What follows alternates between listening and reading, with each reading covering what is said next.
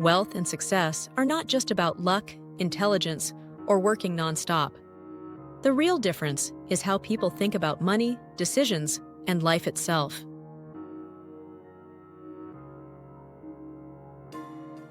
I've spent years around very wealthy people, and I've also watched people start from absolute zero.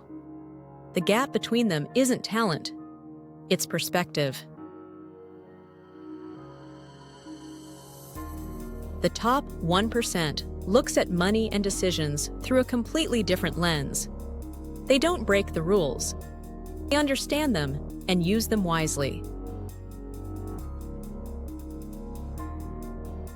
Today, I want to share 6 mental principles I've observed in that group.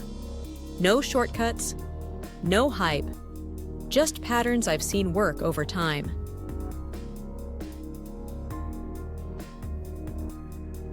Let's begin with the first one.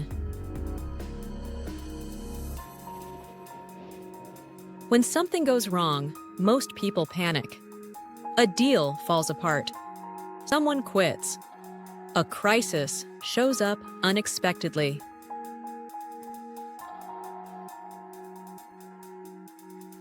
The 1% pauses and asks a single question.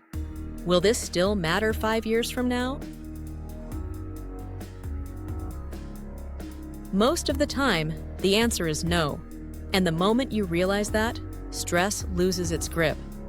Because long-term progress matters more than short-term drama.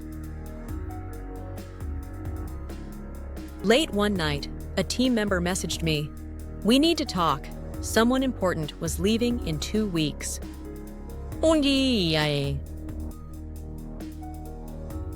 I could have reacted emotionally. Instead, I stopped and asked the question, 5 years from now, will this define us?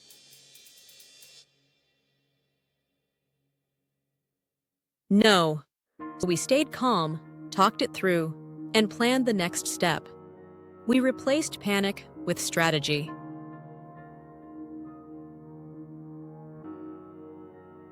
Next principle.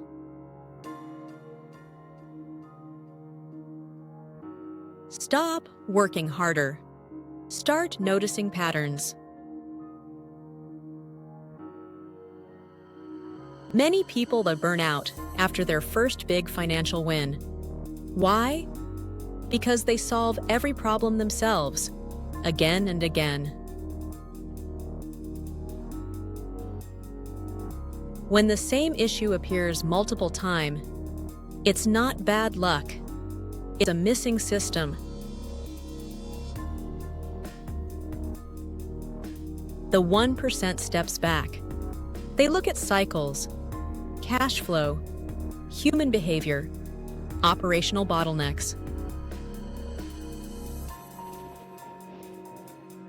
They fix the root once and benefit for years.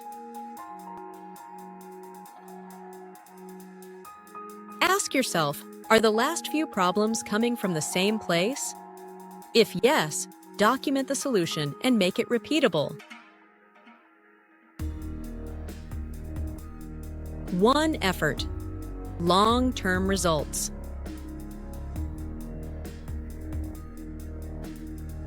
Now, this one is subtle but powerful.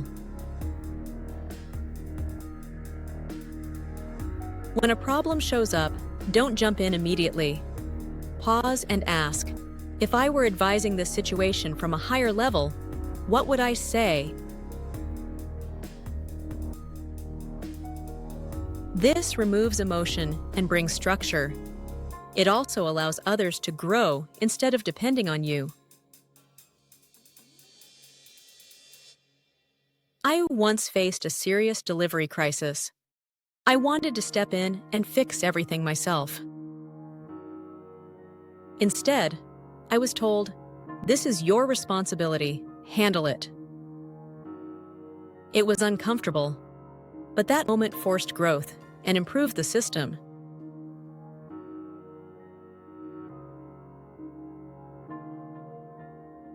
Before your next decision, pause. How would a wiser, more experienced version of you respond?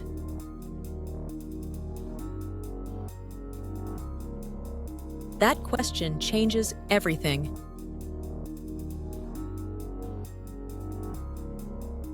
Next principle, separate emotion from decisions.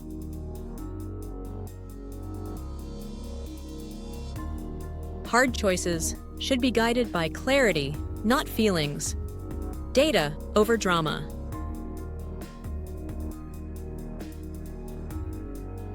I used to take everything personally. Now I acknowledge emotions, but I don't let them drive outcomes.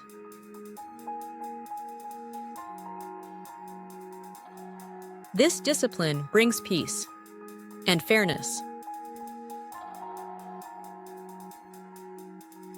Try this. Before a tough decision, write 2 columns. Facts on one side, feelings on the other. Make decision from the facts, not because you dislike someone, but because the role requires a result. Now, let's talk about time.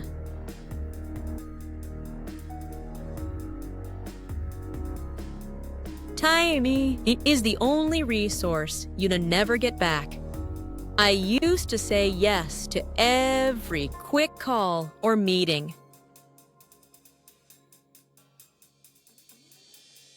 Each Shuyan seemed small. Together, they drained focus and energy.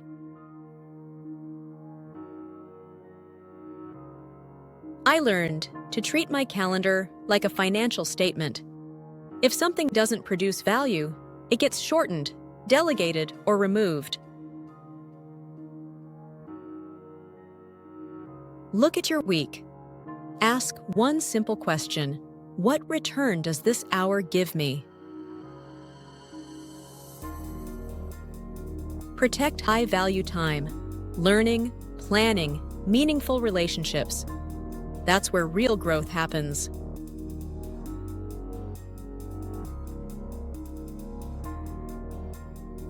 And finally, your environment.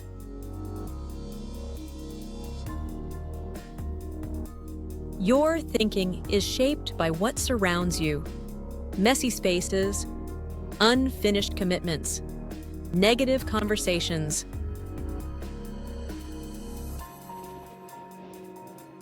All of it quietly lowers your standards.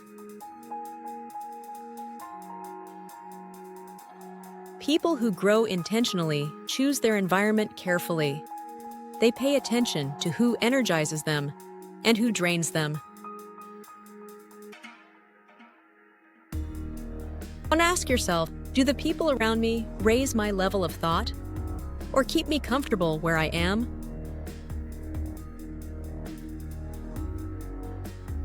Growth often feels uncomfortable.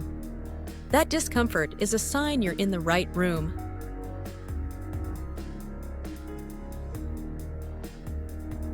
When you apply these 6 principles, you stop thinking like the 99%. And that's how lasting wealth is built. Not by chance, but by clarity, discipline, and perspective.